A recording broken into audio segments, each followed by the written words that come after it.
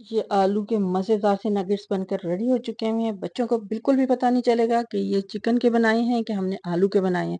इसे must try करें ताकि आपके बच्चे इसको पसंद से खाएं, और आप इसको लंच बॉक्स में भी दे सकते हैं। तो चलिए जी, वीडियो में आगे बढ़ते हैं। हम शुरू करते हैं बाकायदा से वीडियो। अस्सलाम वालेकुम।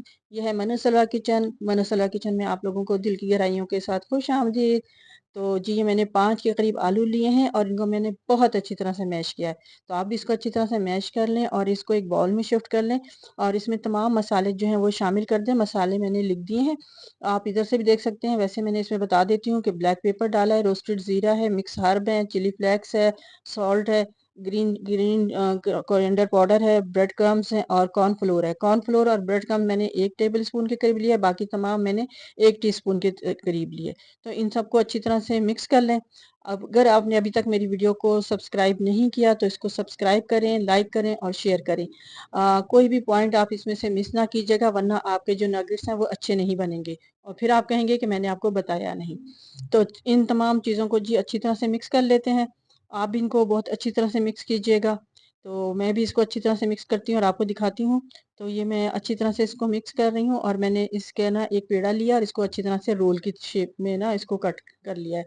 तो इसको बराबर इक्वल साइज में मैंने इसको कट किया, और फिर मैंने इनको जो है ना उसी तरह से नगेट्स की शक्ल में इसकी शेप दी है। तो आप भी इसको इसी तरह से शेप देंगे, चाहें तो अपनी मर्जी से कोई भी शेप दे सकते हैं, लेकिन मैंने तो इसको इसी तरह की शेप दी है।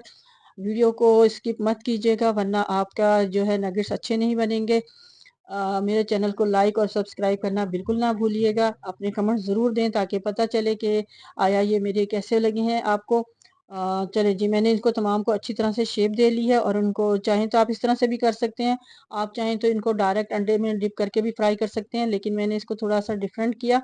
एक कढ़ाई में मैंने ऑयल लिया है और इसको मैंने अंडे में डिप किया, और उसके बाद मैंने ब्रेड क्रम्ब लगा के इसको फ्राई किया।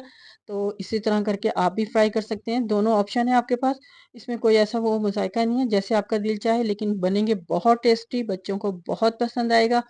तो इस तरह करके आप सारों को फ्राई कर लें। लाज़मी कमेंट्स करके बताएं कि आपको मेरी वीडियो कैसी लगी है, अच्छी लगी, तो ताकि मेरा और मोटिवेशन बढ़े और मैं अच्छी से अच्छी वीडियो आपके साथ शेयर करती जाऊं।